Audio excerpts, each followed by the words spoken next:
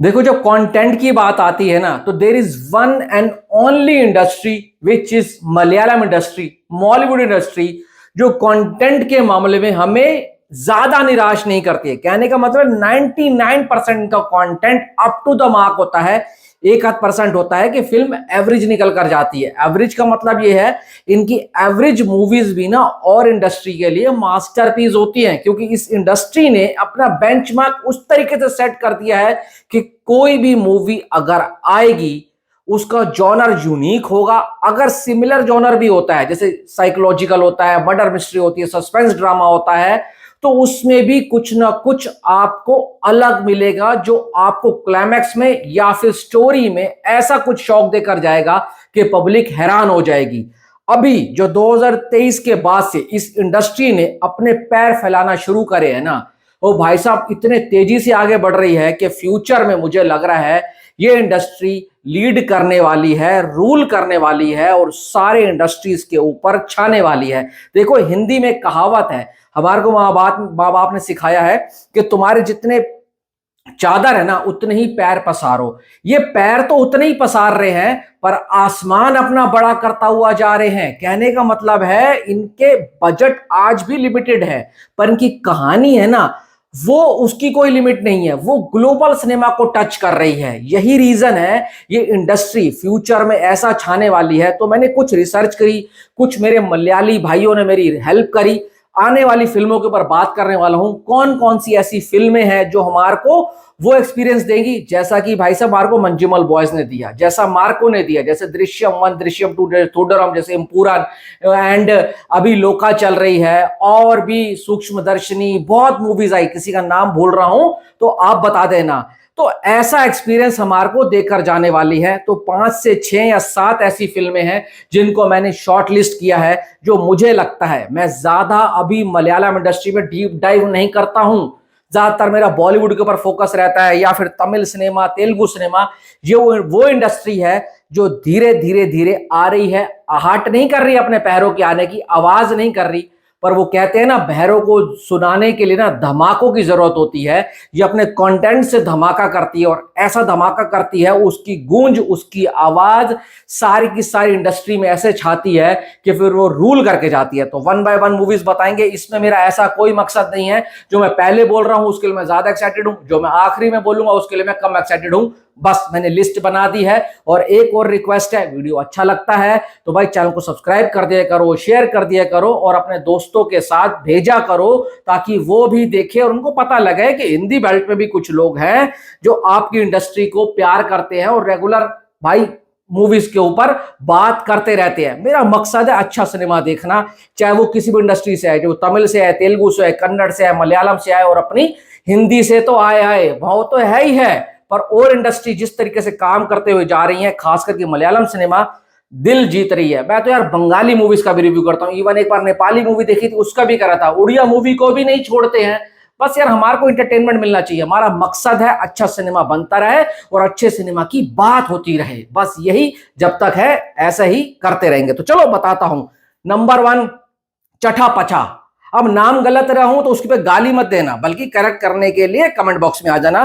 The first ever Indian movie which will be based on WWE, उससे inspire होगी। इसके मैंने पोस्टर देखे, इसके बारे में मैंने कुछ पढ़ा, तो ऐसे लग रहा है कि WWE से इंस्पायर होने वाली है, एंड फर्स्ट एवर ऐसी फिल्म होने वाली है जो इंडियन सिनेमा के में WWE के ऊपर बनने वाली है। तो इसके ऊपर ना आज की जो यूथ है, और जो भाई साहब 35 to 40 वाले एज में है ना, वो जरूर देखने जाएंगे, क्योंकि एक वक्त के ऊपर हर किसी का पसंदीदा भाई स्पोर्ट्स हुआ करता था WWE, वो आज भी है बहुत से लोगों का। उसके ऊपर एक देसी फिल्म बन रही है, वो भी मलयालम इंडस्ट्री से, जिसकी पकड़ बहुत तगड़ी होती है अपनी स्टोरी को लेकर। तो सच बता रहा हूं, कुछ ना कुछ तो नयापन होने वाला है। उसके बाद अगर बात करूं तो 100 करोड़ के बजट में बनने वाली फिल्म कथानार। अब देखो, बहुत सी इंडस्ट्री के लिए ना 100 करोड़ बजट बहुत छोटी मोटी बात है। वहां पर तो एक्टर ही फीस ले लेते हैं। प्रभास ले लो, शाहरुख खान ले लो, सलमान ले लो, आमिर ले लो, या ऋतिक पकड़ लो, रणवीर पकड़ लो,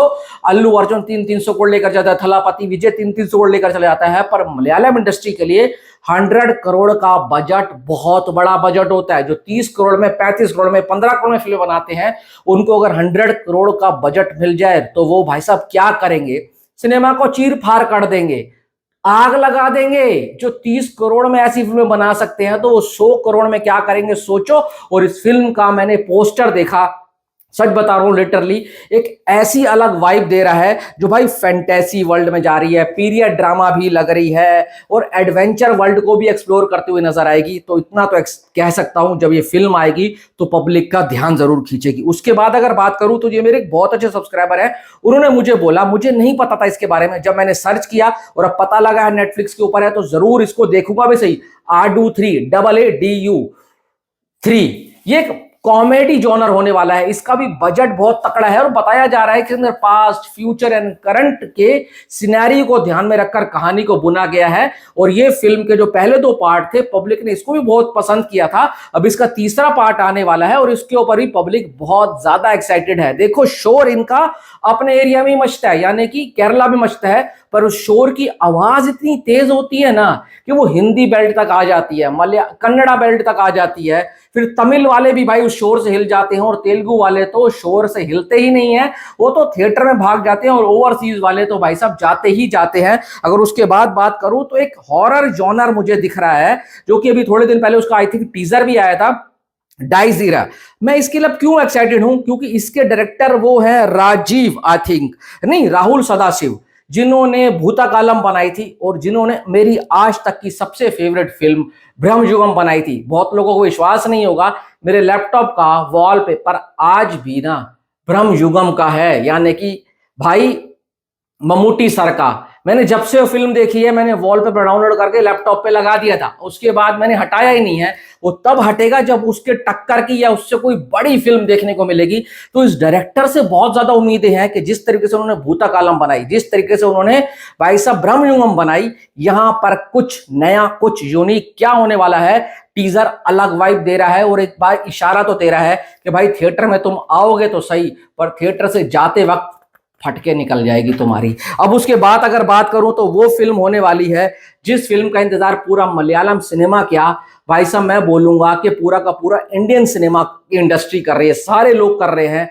वो है the one and only Mohanlal sir की फिल्म, भाई साहब लालेट अंसार की मूवी दृश्यम 3। इसको कैसे भूल सकते हैं, जीतू जोसेफ की कसी हुई राइटिंग, स्मार्ट स्क्रीन प्ले और एकदम जोरदार, दमदार और कड़कदार डायरेक्शन, और उसके ऊपर से मोहनलाल सर की एक आम आदमी की एक्टिंग के ऊपर होने वाली फिल्म। इसके पहले 2 पार्टों ने कितना तगड़ा कमाल करा, सेकंड पार्ट तो भाई साहब कोविड के चक्कर में सीधा OTT के ऊपर आ गया था, पर उसका फायदा अजय देवगन ने उठाया और इस बार भी अजय देवगन फायदा उठाने के पूरे फिराक पे हैं। अब देखते हैं फायदा उठा पाएंगे नहीं उठा पाएंगे, पर यह फिल्म जब आएगी तो मैं इस बात की गारंटी दे सकता हूं, मलयालम इंडस्ट्री को पहली 400 करोड़ क्लब मिलने वाली है और उससे कोई नहीं रोक सकता।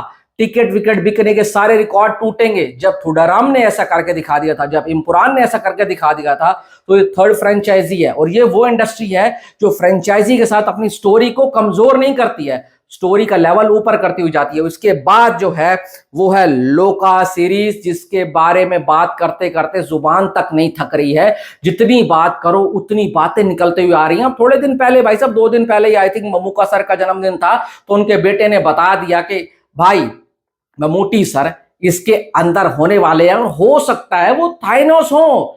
5 पार्ट होने वाले हैं, 5 की स्टोरी तैयार है। एक तो रिलीज हो चुका है, 200 करोड़ के आसपास जाने वाला है। अब सोचो पहला पार्ट ऐसा करा है तो दूसरे पार्ट से अब 200 करोड़ तो लिख लो, क्योंकि मैं फिर बोलूंगा ये वो इंडस्ट्री है जो आगे बढ़ती है तो सिर्फ फ्रेंचाइजी के नंबर में आगे नहीं बढ़ती है भाई, स्टोरी लाइन में भी अपने आप को आगे बढ़ाती है। तो ये वो 5 से 6 फिल्में या 7 फिल्में, अगर किसी का नाम भूल रहा हूं तो आपको मेरे से ज्यादा पता है, कमेंट बॉक्स में उस फिल्म का नाम जरूर देकर जाना ताकि मेरी वॉच लिस्ट में वो ऐड हो जाए। अब आप बताओ आप कौन सी फिल्म के लिए ज्यादा एक्साइटेड हो, इनमें से सबसे बड़ी ग्रॉसर कौन सी हो सकती है। फिर बोलूंगा लाइक वाइक कर दिया करो, शेयर कर दिया करो, और अगर सब्सक्राइब नहीं किया है तो सब्सक्राइब करके जाना। Thanks for watching.